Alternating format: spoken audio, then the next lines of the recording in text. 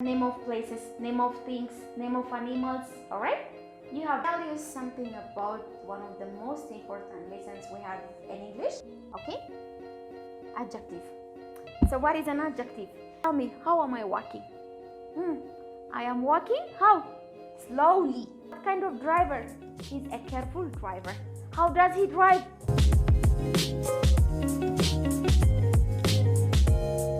What's up guys? This is Mark English with Abby, but for today with Aini. So Zari, I think የመጀመሪያ ጊዜያችን ነው.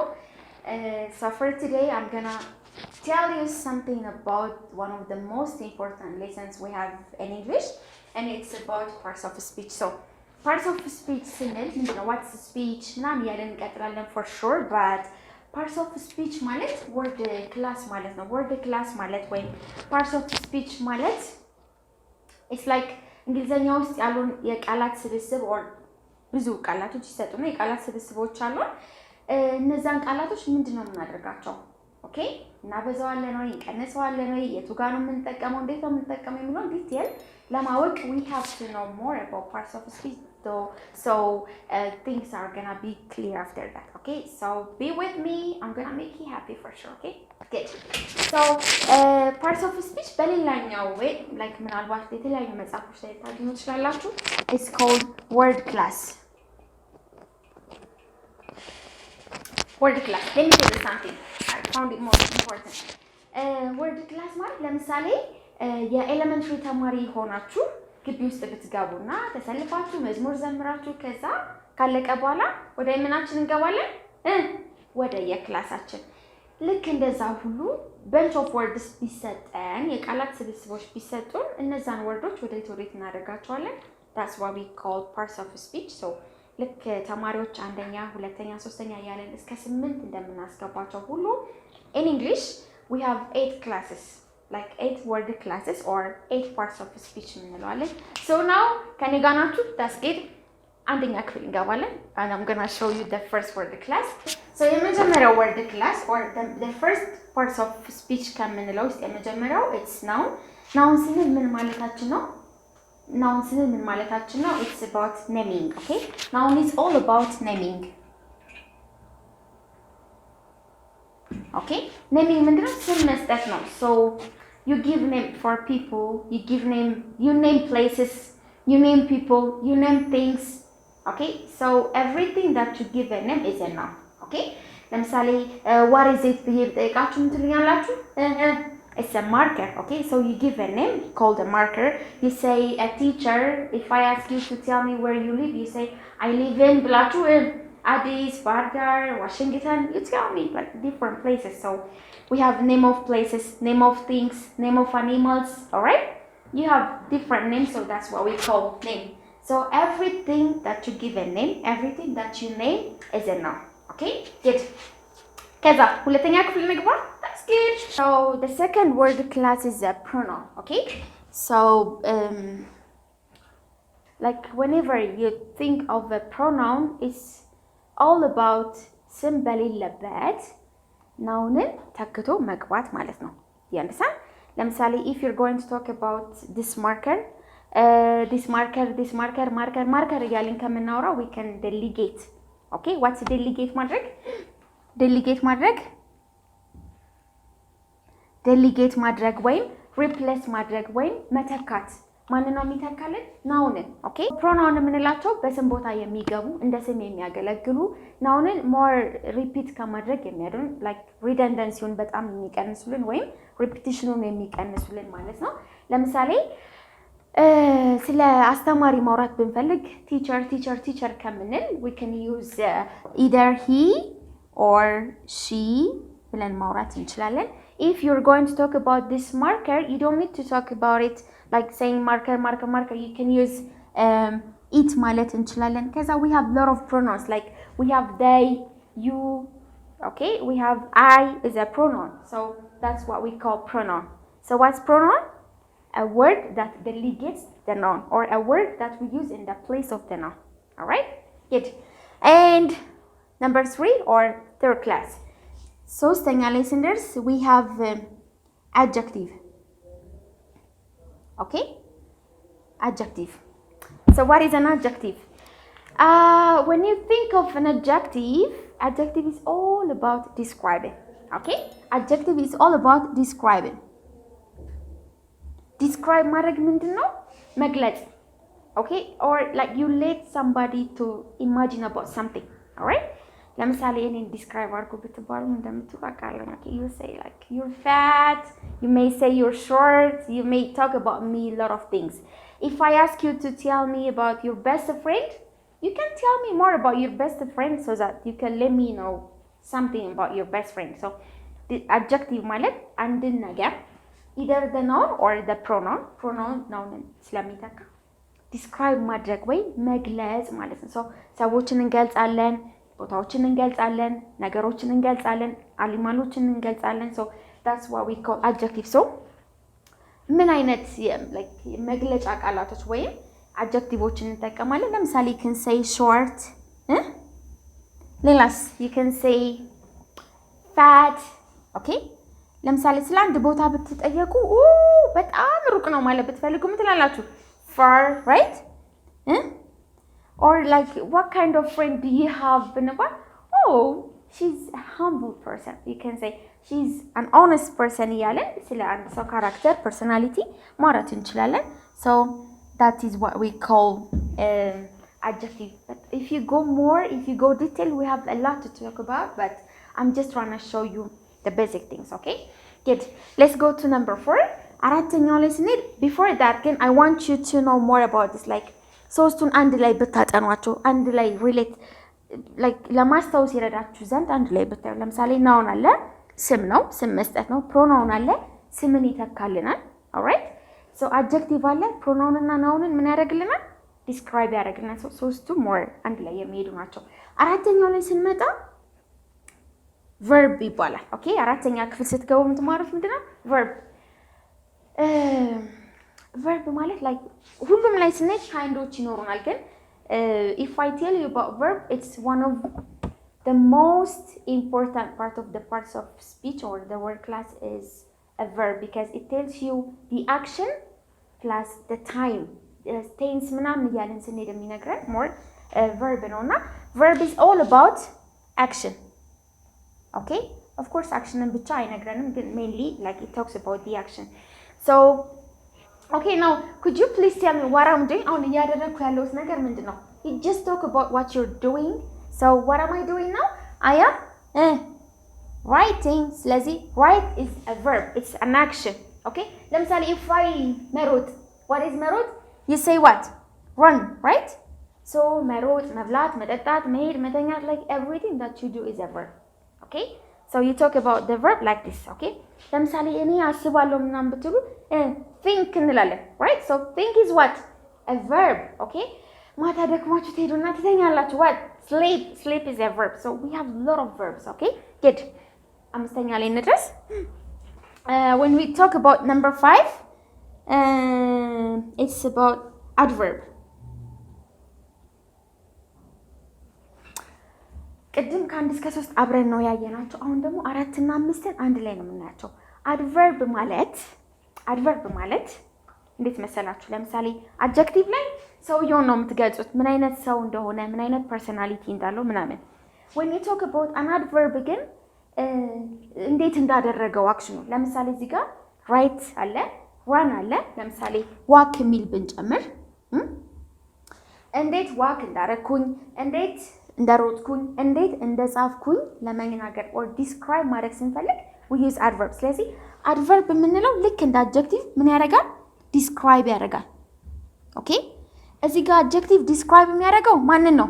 ናውንን ነው። adverb describe የሚያደርገው ማንን ነው? verb. ኦኬ፣ the adverb describes the verb. the adverb describes your action. አንድን action እንዴት እንዳደረጋችሁት የሚናገረው adverb ነው። ለምሳሌ እኔ አሁን ምን እያደረኩ ነው? I'm walking, right? How I walk is an adverb. Okay? እንዴት ነው እየተራመድኩ ያለሁት? እንዴት ነው የምሮጠው? እንዴት ነው የምተኛው? እንዴት ነው የምዘፍነው? እንዴት ነው የማስተምረው? is an adverb. ስለዚህ how I walk is an adverb. Okay? So tell me, how am I walking? I am walking how? Slowly. Okay? So slowly is an adverb. Okay, it tells you how an action happened or an action done. So I sing, you say perfectly, or you can say she sings loudly. All right, or you can say የሆነ በቃ ሲንቀዠቀዥ ምናምን መኪናው ተጋጨ because he drives recklessly or carelessly. በቃ ምንም አይነት የመኪና አደጋ ደርሶበት አያውቅም ምክንያቱም he is driving or he drives how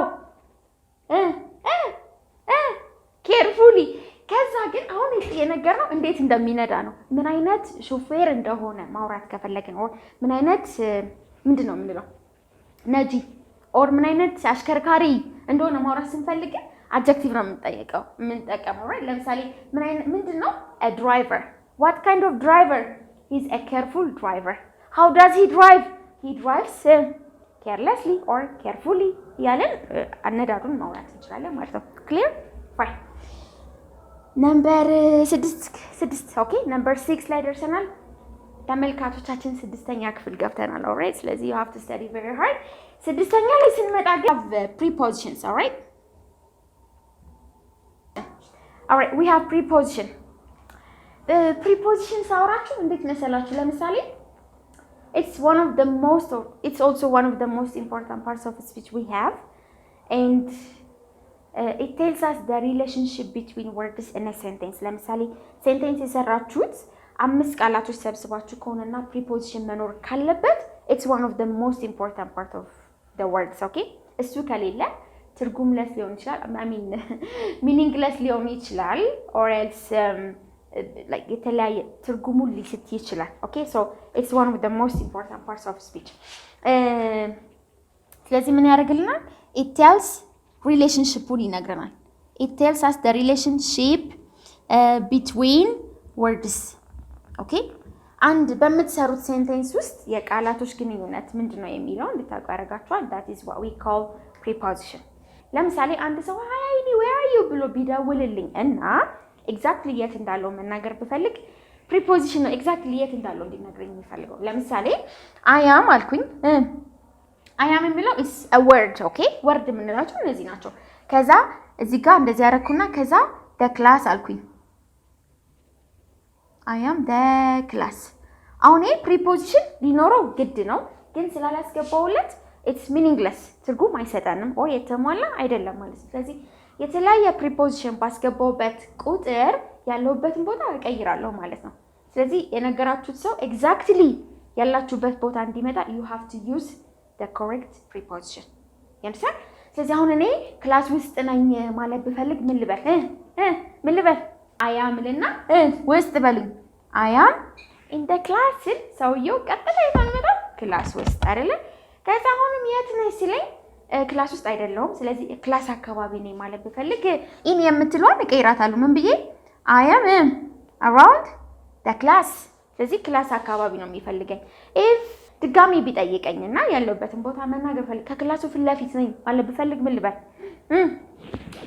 I am in front alright I am in front of the class ከዛ ከክላስ ኋላ ነኝ ማለት ብፈልግ I'm behind the class ከዛ ከጎን ነኝ ማለት ብፈልግ I'm beside the class you know ያላችሁበትን ቦታ መቀየር ትችላላችሁ and we have different kinds of you know prepositions ለምሳሌ ይሄ ቦታ ነው የሚያሳየን okay in class አለ around the class አለ in front of the class አለ class ነው የቦታ ስም ነው so this is preposition of place እንላለን okay ከዛ ደግሞ ታይሙን ለመናገር ብንፈልግ ለምሳሌ let me tell you አንድ ሰው የት ነው የተወለድሽው ብሎ መጠየቅ ቢፈልግ እንዴት ነው የሚጠይቀው ሲቲያኒ 1 2 3 where were you born ሲበል where were you born get የት ነው የተወለድሽው አይደለ ስለዚህ እኔ የት ነው የተወለድሽው ቢባል I say I was born ልና ዳሽ አርጌ የቦታ ስም መጻፍ ነው ከፈለጋችሁ አዲስ አበባ ከዛ ባርዳና whatever it is የቦታ ስም ነው የምንጽፈው ስለዚህ I was born ከዛ in እንላለን ስለዚህ ይቺ in ከin በኋላ ያለው የቦታ ስም ስለሆነ that's preposition of place ከዛ oh really you were born in Addis that's really great so when were you born ቢለኝ ያ ሰው መቼ እንደተወለድኩ እየጠየቀኝ ነው so እስቲ በሉ when were you born መቼ ነው የተወለድሽው ስለዚህ የተወለድኩበትን ጊዜ ነው እንጂ ቦታ አይደለም የምናገረው። so I say I was ከዛ born ከዛ ዳሽ ልና 19 ብላችሁ 91 ብትሉ I was born in 1991 ስለዚህ የተወለድኩበትን or የተወለድኩበትን ምን ተናገርኩኝ ዓመተ ምህረት ተናገርኩኝ so ያ ምንን ያሳያል ጊዜን ያሳያል ስለዚህ እቺ ኢን የምንላት preposition of time ትባላለች እዚህ ጋር ኢን የምንለው preposition of place because ከpreposition በኋላ ያለው ነገር either time or place እንድንል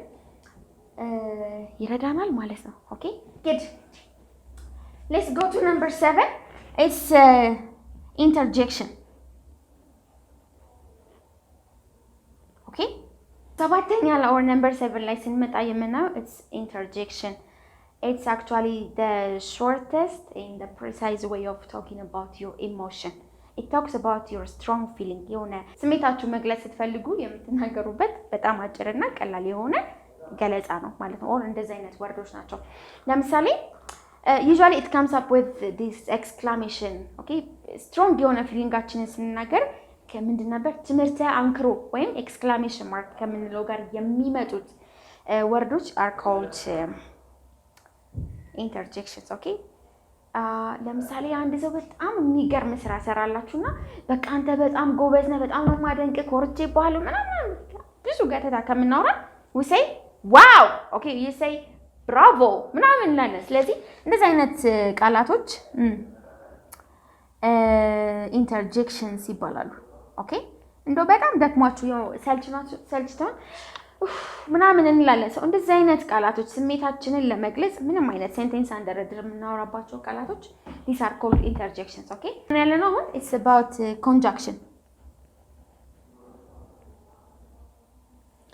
conjunctions የምንላቸው you know connect የሚያደርጉልን or relate የሚያደርጉልን or link የሚያደርጉልን አያያዥ ቃላቶች ብለን የምናያቸው ናቸው በአማርኛው so ምንድነው የሚያያዙልን they connect they relate phrases words or sentences okay ብዙ ጊዜ ተቃራኒ ሐሳብም ተመሳሳይም ሊሆን ይችላል we have lot of conjunctions ለምሳሌ we have but we have or we have because ምናምን ያለ we have በጣም የተለያዩና ብዙ conjunctions ከዚህ ውጪ ግን ለምሳሌ እንደዚህ WH questions የምንላቸው what where when how why ምናምን ያለ የምንጠቅሳቸው እንደ conjunction መጠቀም እንችላለን ለምሳሌ but ላይ ስንል ተቃራኒ ሐሳቦች I'm hungry እንልና ከዛ I don't have appetite ብንል I'm hungry but I don't have an appetite እንላለን or you can say or ላይ ስንመጣ so would you like to have a marker or a pen ስንል like ምርጫ ያቀረብ ነው so